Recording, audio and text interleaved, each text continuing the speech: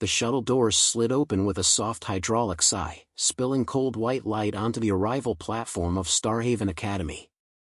Students from a dozen worlds turned to stare. Their eyes, multifaceted, luminescent, slit-pupiled, shifted toward the lone human stepping out with a small pack slung over her shoulder. Lira Hale paused just long enough to breathe in the recycled, metallic air. She wasn't nervous. It was something else, an old instinct, trained into her since childhood on Earth: map exits, measure threats, calculate escape routes. She forced that voice quiet and walked forward with deliberate calm. Whispers followed her like a trailing cloak. "Is that the Deathworlder? She looks normal. My cousin said humans bite." Lira pretended not to hear. She always did. The orientation hall ahead shimmered with holographic banners. A Veral flag hung highest, crimson, scaled texture, bearing the Dominion's clawed crest. Beneath it stood Croft Velkar, towering above everyone else. Thick reptilian muscles shifted beneath his cadet armor, and his narrow yellow eyes tracked Lira with a predator's curiosity. She felt his gaze before she saw him. Deep, probing, assessing.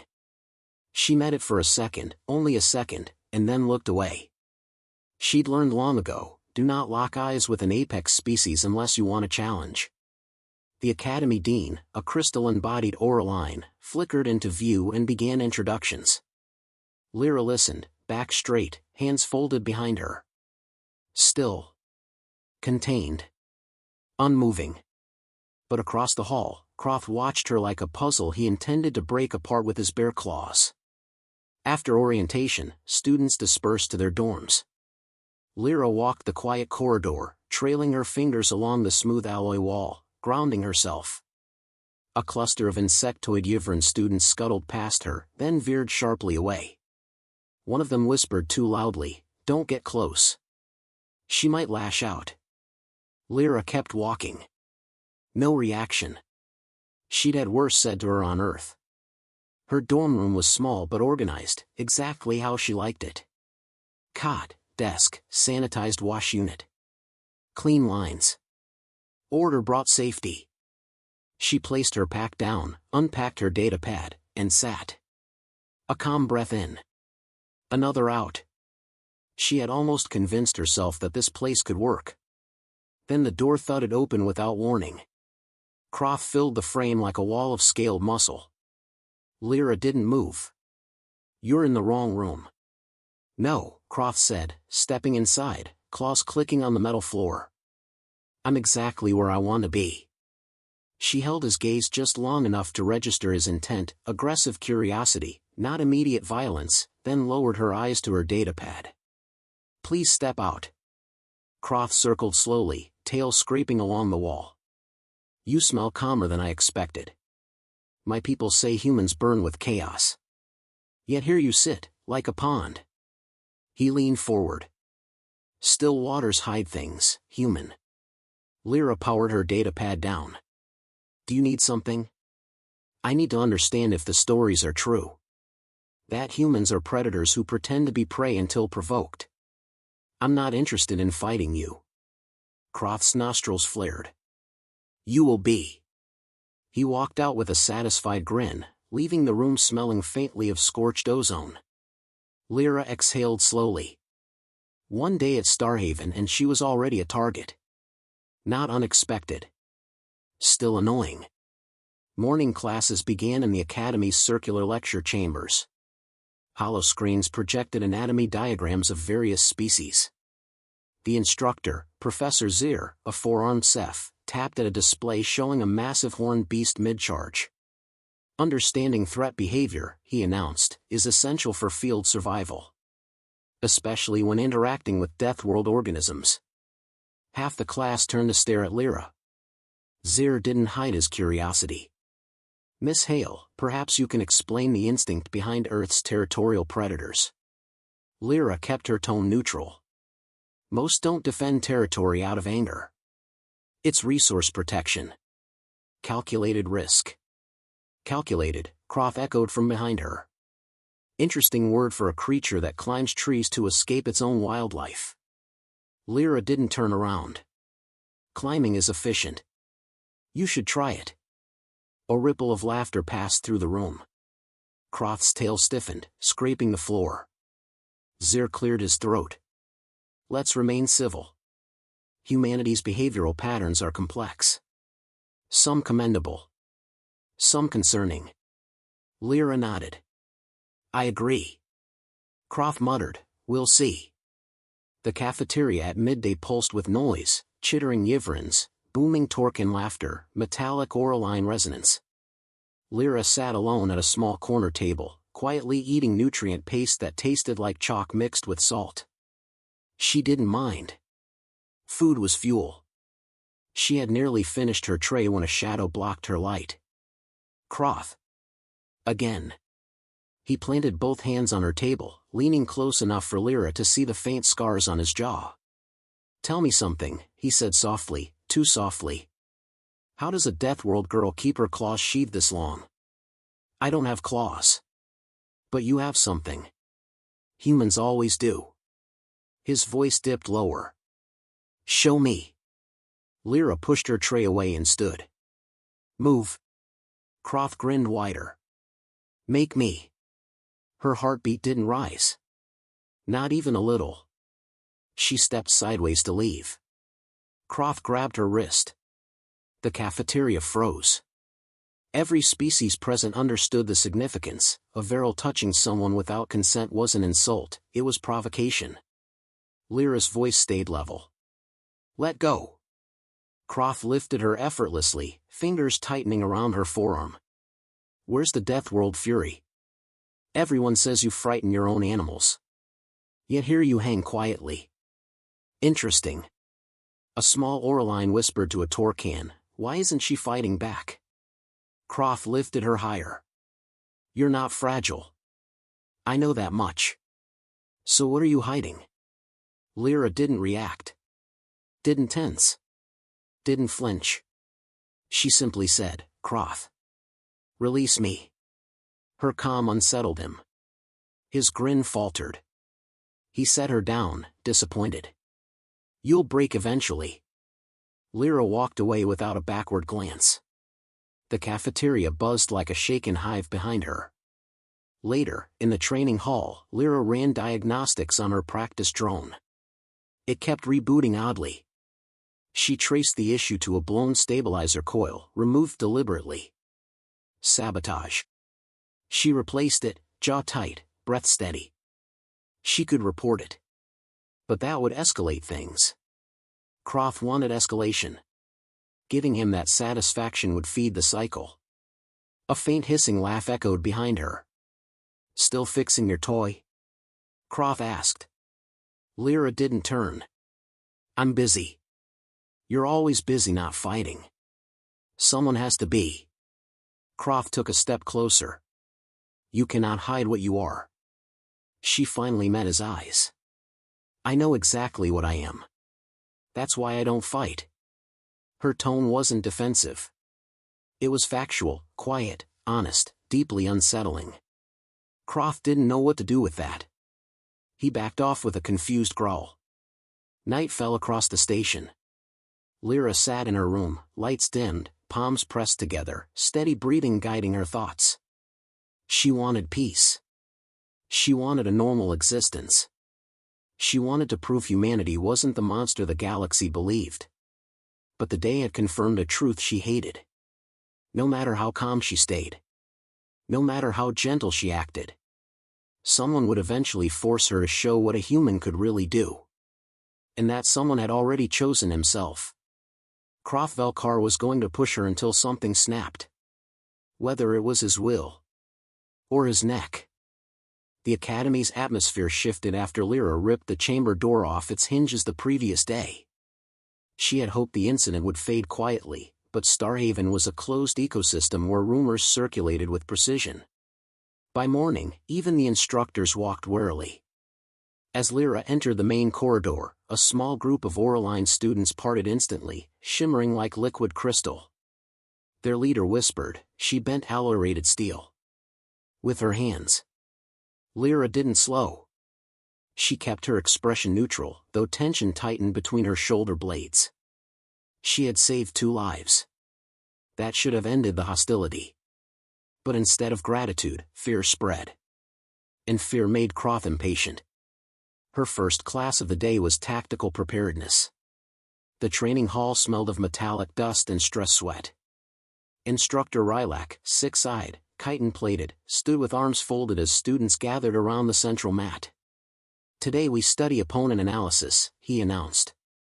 "Your goal is not victory, but assessment." Croft's tail swayed in slow arcs behind him. Rilak summoned Lira to the mat. "Miss Hale, demonstrate your approach to a standard threat evaluation." Croft stepped forward before she could answer. "Let her evaluate me." Rilak hesitated. "Cadet Velkar." Croft cut him off. "Who better than a virile? Humans claim to understand predators." Lira faced the instructor. "I prefer a neutral partner." "Afraid to analyze me?" Croft asked. "No," Lira replied, "but this isn't a dominance exercise." Croft grinned. "Everything is." Rilak sighed and gestured for them to proceed. Lira stepped onto the mat, maintaining a relaxed stance. Croft loomed over her like a shadow.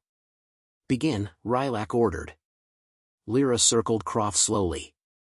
Calm. Controlled. Observing the rhythm of his breath, the twitch of his claws, the faint scars across his ribs. She catalogued everything the way Earth trained its young: learn first, react last. "Assessment," Rilak prompted. Lira pointed lightly at Croft's hips. "Your weight distribution is forward biased. You rely on momentum." Croft snorted. "Is that all?" "No," she said. "Your right knee locks when you shift angles. Old injury." Croft's eyes narrowed. "And your left eye dilates slower than your right. Depth perception imbalance. Possibly genetic." Murmurs filled the hall. Croft's voice dropped to a low growl. "You think you've studied me?" "I've observed you," Lira corrected. "That's different." Rilak nodded approvingly. "Very well done." Croft lunged without warning. Gasps erupted. But Lira simply stepped sideways. No flourish, no aggression, just a clean, efficient movement. Croft's claws sliced air where her shoulder had been. Rilak barked, "Cadet Velkar. This is not a duel." Croft ignored him and spun with a sweeping tail strike. Lira ducked under it, maintaining the same steady pace. Not angry. Not afraid. Just focused. "Why won't you engage?" Croft snarled. "Because this is an assessment," she said calmly. "And I'm assessing you," Croft growled. "You run." Lira held her ground. "I move." Croft charged again, claws outstretched. Lira pivoted once more, precise, clean. His momentum carried him past her and into the mat's boundary. Rilak slammed his staff. "Enough." Croft glared at Lira, chest rising hard. "You hide behind rules." "I follow them," she said. "You follow fear." Lira blinked slowly. "If I feared you, you'd already know." Silence dropped across the hall. Even Rilak's mandibles twitched. Croft stormed out, claws gouging the floor with every step. Rilak turned to Lira. "You handled that well. But be cautious. Velkar doesn't tolerate being outmatched." Lira nodded. He wasn't outmatched. Rilak stared at her. "That's what scares him." After class, Lira walked alone through the upper deck garden, a floating greenhouse where translucent leaves rustled in the artificial breeze. She sat on a bench beneath a silver-bark tree and let her pulse settle. A soft hum announced another presence. A Yivran student approached, clicking nervously. "Human," it whispered, "is it true you lifted the chamber door?" Lira exhaled. "I opened it." "That door weighs triple what a virile can lift," the Yivran said. "You broke protocol?" 2 cadets were trapped inside. "I had no choice." The Yivran eyed her antennae trembling. "Cadet Velkar says you staged the incident to appear strong." Lira couldn't help a small laugh, quiet, bitter. I don't need to stage anything. The Yvrin recoiled slightly. Lira softened her tone. You're safe around me. I won't harm anyone. She paused. Unless they harm someone else. The Yvrin hurried away, uncertain. Lira lowered her head into her hands. She had tried to be invisible. But Starhaven magnified everything. Especially fear. By late afternoon, the academy buzzed again. Something new had happened. Lira discovered what when she entered the mech workshop. Her assigned training mech stood at the center table, panels removed, interior exposed like a dissected carcass. Coils ripped out, stabilizers smashed, power core punctured. Someone had destroyed it deliberately. Croft leaned against a crate nearby, arms folded. Having trouble, human? Lira inspected the mech, expression unreadable. Why? He shrugged. You fixed the last sabotage. I wanted to see how many times you'd repair what I break. You want a reaction, Lira said. Croft stepped closer. I want truth. No one hides strength unless they're ashamed of it. Lira met his stare. I hide it because I'm trying to live peacefully. Peace isn't real, Croft said. Strength is real. Pain is real. Show me the real you. No, Lira replied simply. Croft laughed. Then I'll tear away whatever mask you're wearing. He strode out. Lira waited until the door shut behind him before releasing the breath she'd held. She began repairing the mech. The damage was bad, but not beyond her ability. She worked quietly, falling into familiar motion, calm hands, precise movements, no wasted effort. Halfway through, alarms blared. Emergency alert. Environmental chamber 4, system failure. Lira froze. Why that chamber again? She rushed toward the lower hall, boots hitting the metal floor in quick, sharp beats. A crowd formed around the sealed chamber door. Panic rippled through the students. 2 young cadets were trapped inside. Oxygen levels dropping. Pressure failing. Croft stood at the front, arms crossed, face unreadable. Lira shouldered through the crowd. Move. Croft smirked. Let's see if you can break 2 doors in 2 days. Lira ignored him and grabbed the door's emergency wheel. The alloy resisted, reinforced after yesterday's incident. Someone had increased the strength rating. For a moment, she hesitated. If she broke this one too, no amount of restraint would matter. Her abilities would be undeniable. A muffled scream echoed from inside. Choice ended. Lira's hands tightened. Her muscles braced. She pulled. Metal groaned. Students gasped. She pulled harder. The frame bent under the strain. A final wrench tore the mechanism free. The door snapped outward, crashing onto the deck. Lira stormed inside, dragging both cadets out by their collars. Medics rushed in. The crowd stared at her like she was a creature from a forbidden report. Rylak arrived seconds later, eyes wide. Who caused this? Lira didn't speak. She knew. Everyone knew. Croft stepped forward, voice low. Impressive. I didn't think you'd do it twice. Lira glared at him, not with anger, just cold, exhausted certainty. Someone will die because of you. He smiled. Only if you fail.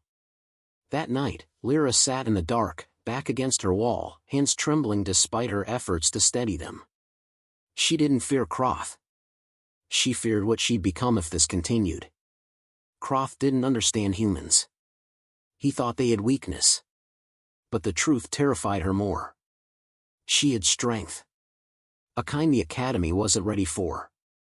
And Croft was determined to drag it into the light, no matter who got hurt along the way. The arena was never meant for spectacle, yet today every seat was filled.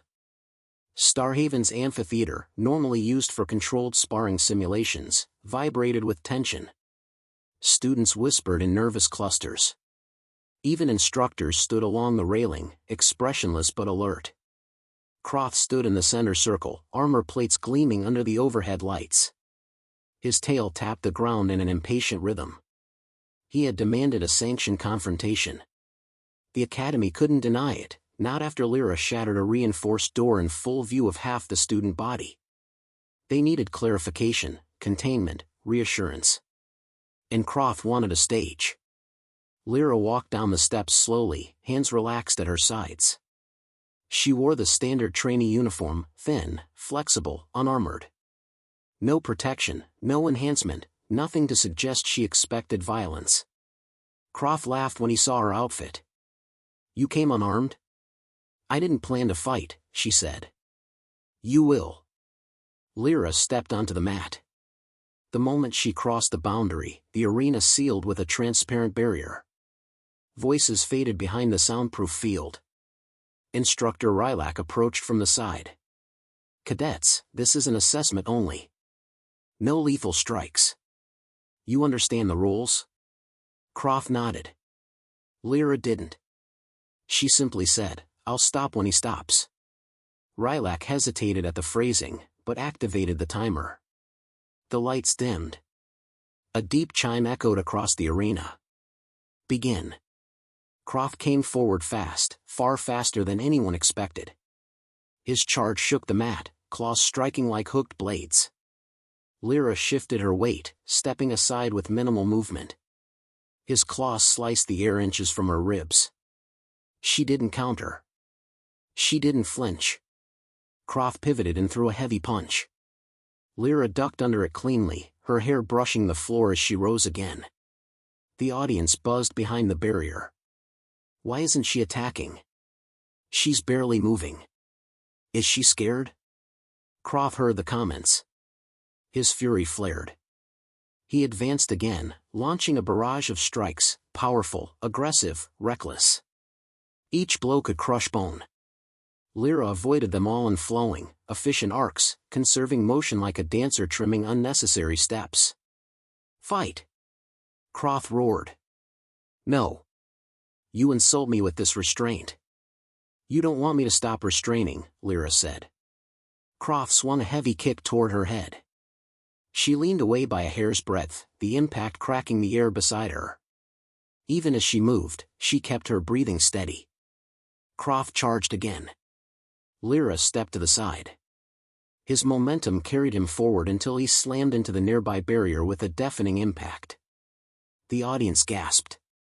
Croft staggered back, dazed for a heartbeat, and then his fury sharpened into something colder. "You hide behind mercy," he growled. "But mercy is weakness." "Mercy is control," Lira replied. "Control?" Croft spat. "You can't even defend your pride." She looked at him with steady eyes. "Pride isn't worth killing for." Croft snarled, and suddenly grabbed the nearest bench from the edge of the mat. The heavy alloy platform groaned as he ripped it free from its anchors. Without hesitation, he hurled it toward the stands. The weight of the metal would crush anyone it hit. Lira's heart spiked. A small Oraline student sat in the direct path. Frozen. Too slow. Lira didn't think. Instinct replaced restraint. She ran. Her blur of motion reached the flying bench midair. She struck it with her palm. The platform spun aside, slamming into the barrier wall instead of the students. The arena froze. No one had ever seen a human move like that. Lira turned back toward Croft, and something inside her had changed. The quiet patience was gone. Her expression was a still, empty mask, the same cold focus she'd worn during lethal storms and Deathworld hunts. Croft felt the shift. For the first time, uncertainty flickered in his eyes. "You shouldn't have done that," Lira said quietly. Croft puffed himself up, trying to regain bravado. Finally. The monster wakes. Lira walked toward him with a measured pace. Not fast. Not aggressive. Just inevitable. "Last chance," she said. "Walk away." Croft roared and lunged with everything he had, speed, size, brute force, every weapon his species prized. Lira didn't step aside this time. She stepped in. She caught his wrist mid-strike, her fingers clamping down with silent precision. A twist, a shift of leverage, a redirection of force. Crack. Croft dropped to one knee, screaming as his arm bent sharply backward. She hadn't attacked. She had simply stopped him with the exact amount of force required. Croft tried to rise using his left arm. Lira caught that one, too. Her grip tightened, not with rage, but with clinical efficiency. Stop, she warned. He tried to headbutt her. Another sharp shift of pressure. Snap. Croft collapsed fully, body trembling from shock. His neck was not broken, but dislocated just enough to paralyze movement without causing permanent damage. He wasn't dead. He wasn't even disabled for life. He was simply done. The arena erupted in stunned silence. Lira released him gently, letting him lie on the mat. She stepped back and lifted her hands where everyone could see them, open, empty, harmless. Rylak rushed forward as medics swarmed the scene.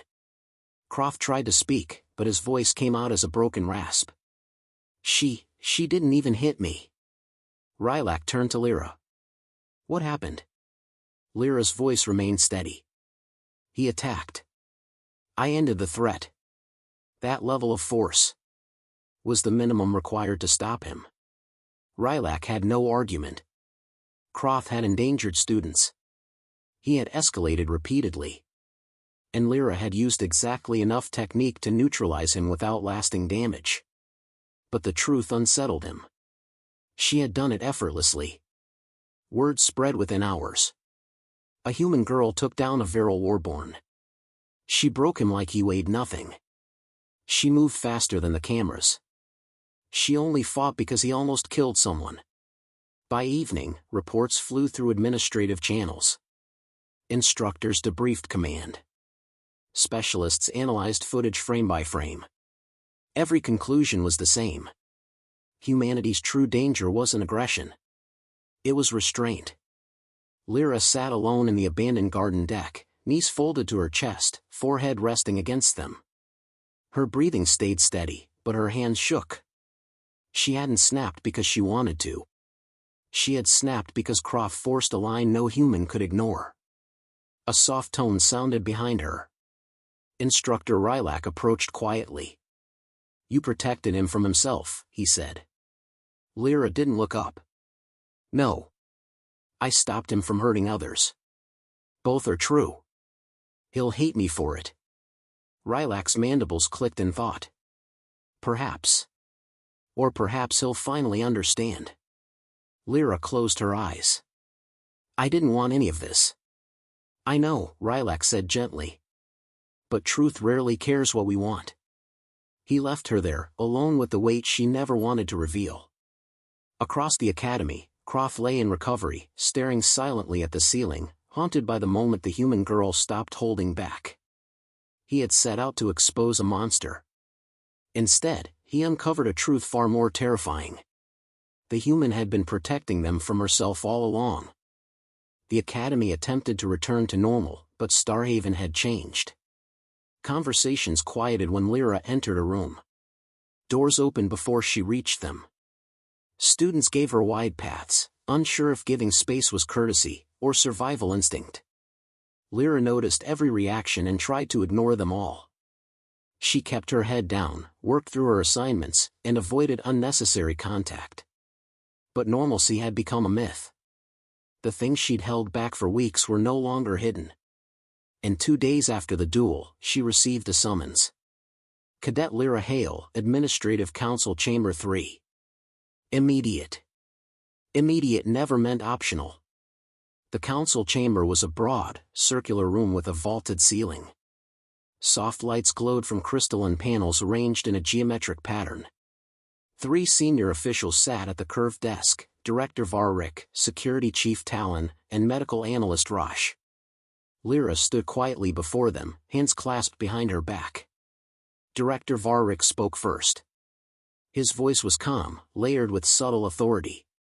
Cadet Hale, thank you for coming. Please relax. Lira stayed exactly as she was. Security Chief Talon tapped his clawed fingers against the desk. We reviewed the footage from the arena. Lira said nothing. You dislocated Cadet Velkar's neck and arm, Talon continued. Precisely. Cleanly.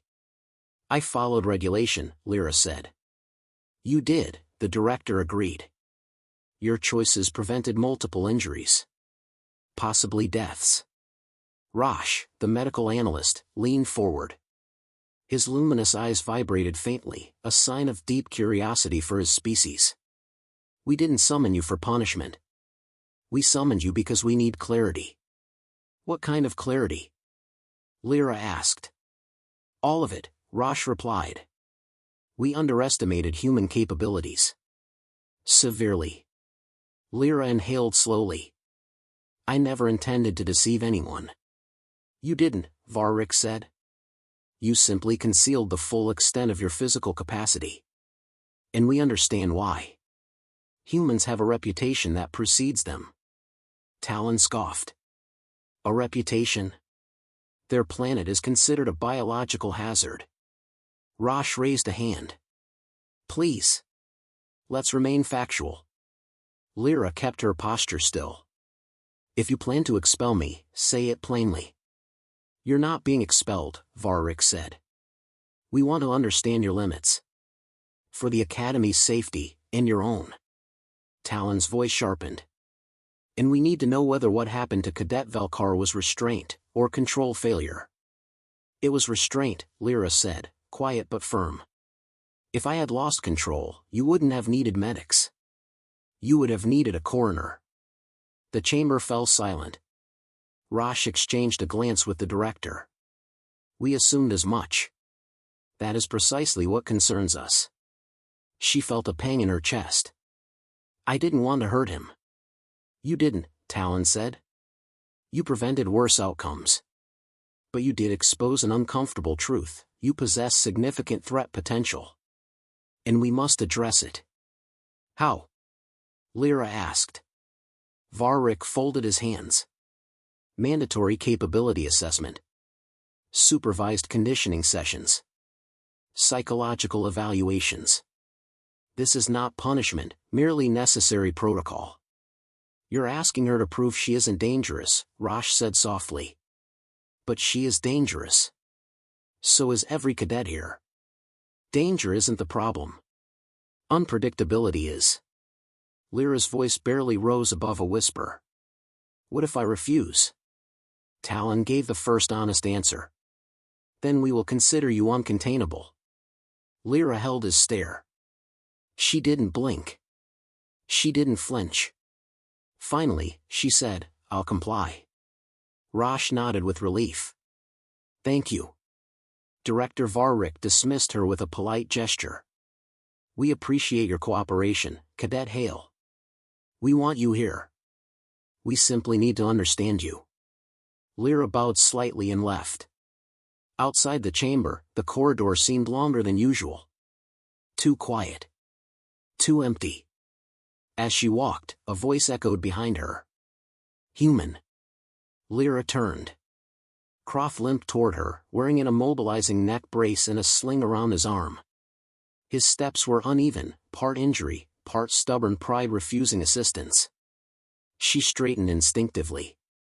You shouldn't be walking without clearance. He stopped in front of her, breath unsteady.